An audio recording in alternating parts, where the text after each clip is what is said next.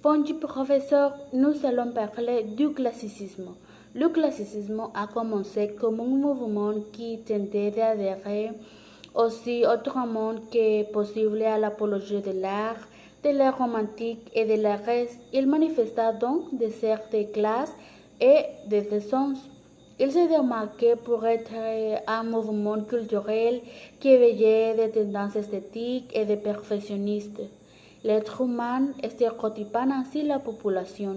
Il s'est démarqué par la recherche permanente de la perfection et de l'harmonie esthétique et intellectuelle que l'homme possède dans tous les domaines de l'art, concevant ou plutôt résidant aussi du comportement humain avec ses œuvres, modifiant la réalité de la société, à la transformation ainsi en perception précise, correcte, simple et sobre du monde qui nous entoure en nommant toute extrécité et tout qui est de sorte de paramètres sociaux. Comme vous pouvez le voir, le courant porte bien son nom, en un ton classique.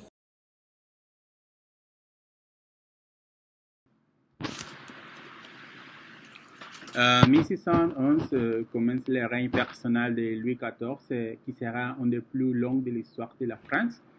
Il suppose à tous les domaines avec la volonté de faire rayonner la France à travers les arts pour mener à bien son projet. Louis XIV pratique une politique de maintenance culturel. Le style d'architecture et des arts décoratifs était destiné à glorifier le roi et son règne. Il a comporté la majesté, l'harmonie et la régularité. Il est devenu le style officiel sous le règne imposé aux artistes par l'Académie royale de peinture et de sculpture doublement créée, l'Académie royale d'architecture.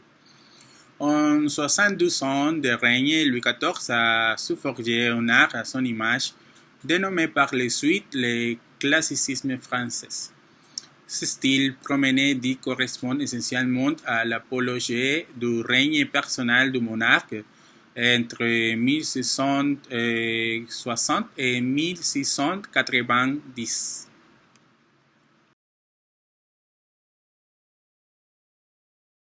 Si nous parlons du contexte social et politique, le classicisme est né à une époque où l'Occident allait recourir à l'ordre social, politique et philosophique du Moyen Âge, marqué par la religion et le contrôle de l'Église sur le système féodal. Cette rupture a été appelée la Renaissance, dans le sens où la culture classique occidentale renaissait. Le classicisme est né sous l'influence des idées de la Renaissance et partageait également son thème avec les Lumières françaises, dont le grand symbole est la Révolution française de 1889. La monarchie de l'aristocratie française y a été déposée, le premier gouvernement républicain a été fondé. La République a consacré le droit de l'homme universel sous le slogan liberté, égalité et fraternité. Les Rumiels ont des placements de la même valeur suprême l'humanité pour cela raison. Pour cela, il était crucial d'opposer la tradition gréco-romaine à la tradition chrétienne. En parlant de la partie économique, dans le classicisme, la séparation entre les classes sociales restait une caractéristique importante. La musique est donc restée l'apanage de l'aristocratie et de la bourgeoisie européenne. C'est là le plus avait accès plus facile à la culture. La culture c'est comme une monarchie absolue. Même à commencer à être le roi, on a vibré dans un environnement belle. Comme parents, les musiciens étant considérés comme des serviteurs à l'usage et à tenir son satisfaire les goûts.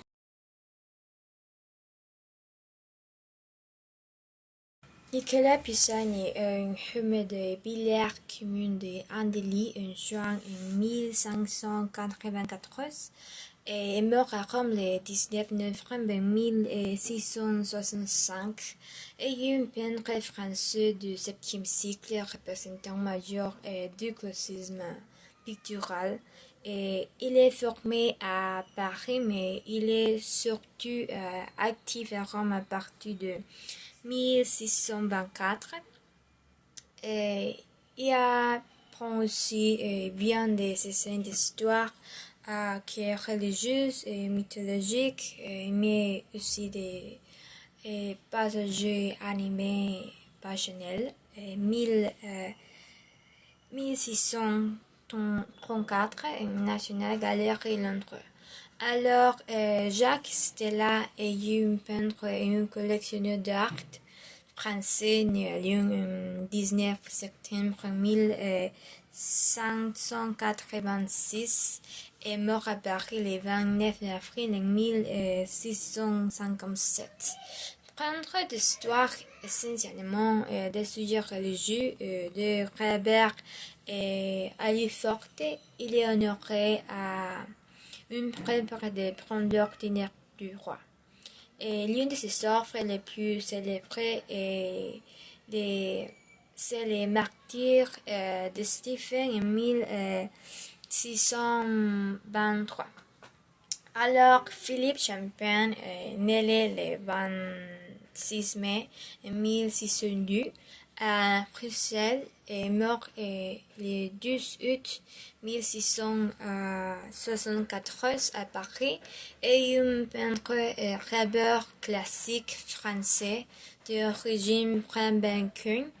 Et c'est un peintre classique essentiellement religieux qui reste un peintre exceptionnel et pour les clés de ses coloris, ses buts presque surnaturels et les rigueurs de ses compositions. Et l'une de ses œuvres les plus célèbres est les Médellins et Repentant en 1648. L'ordre de la Guerre naît à Paris le 27 février 1606, décédé le 28 décembre 1656, est un peintre graveur français du 7e siècle et père de l'académicien Philippe de la Hire. Et ce sont les principaux représentants de la peinture française des années 1630 et 1640, notamment dans les pays historiques. Et l'une de ses œuvres est connue sous le nom de l'Urne de la Hire. Cornelia rejette la couronne des Plutoniens en 1646. Et finalement, Nicolas Chaperon, Châteaudoux en 1612 et Lyon 1656, était un peintre dessinateur et graveur du classicisme français et son des courants appelé acticisme. Il a été baptisé le 19 octobre 1612 dans les paroisses de Saint-Pedro de Châteaudoux, et son père était Jehan Chaperon et sa mère Marie Bouissard, et il fut l'élève de Simon Vu et s'est rendu à Rome en 1642 avec Poussin. En 1649, il enregistre une série de complètes. On dit qu'il a fait à la demande de Poussin, qui ainsi répondu à la suggestion du roi de France. Ces systèmes sont servis des apprentissages et d'exemples pour artistes français qui n'y pouvaient pas se rendre à Rome pour étudier la peinture originale. Chaperon est cité pour la dernière fois à Rome en 1651. Certaines sources disent qu'il était mort avant et de recevoir la commission. D'autres sources précisent qu'il est arrivé à Lyon et qu'il qu'il y a mort plus de Thiem en 1656. Et l'une de ses œuvres les plus célèbres est Vénus, Mercure et Cupidon de 1635. Merci beaucoup.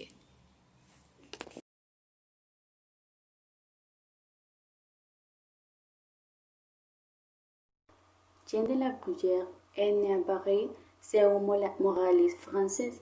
Il est célébré pour une œuvre unique.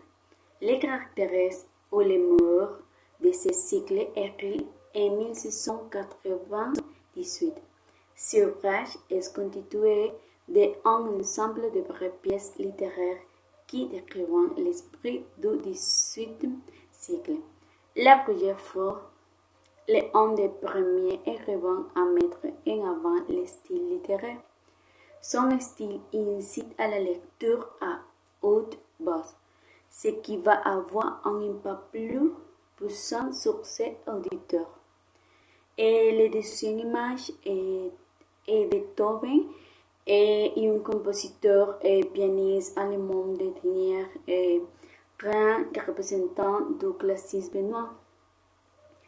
La symphonie fut tout d'abord dédiée à Napoléon Bonaparte, mais le compositeur renonce à cette dédicace lorsqu'il apprend que le premier consul se fait couronner empereur.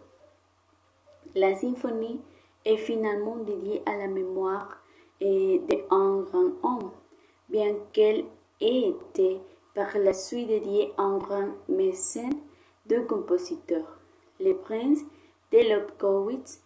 Cette symphonie est l'une des œuvres les plus populaires de Beethoven et le compositeur lui-même l'a préférée à toutes ses autres symphonies. Elle est considérée par certains comme annonciatrice du romanticisme musical. La troisième image est Philippe de Champagne, à peine une huile sur toile représentant la célèbre mise en situation de la scène pour le couvent parisien et scène représentant les derniers repas du Christ qui avait été peint pour la première fois par Leonardo da Vinci. Et ces petites scènes est conservée au musée de Louvre. Philippe de Champagne a également peint une autre réplique en 1652 et sa grande scène destinée à mettre à l'hôtel de la Bague de Port-Royal des Champs. Elle est actuellement exposée à ce jour. Cette toile de la scène de Philippe de Champagne est également exposée au musée de Louvre à Paris.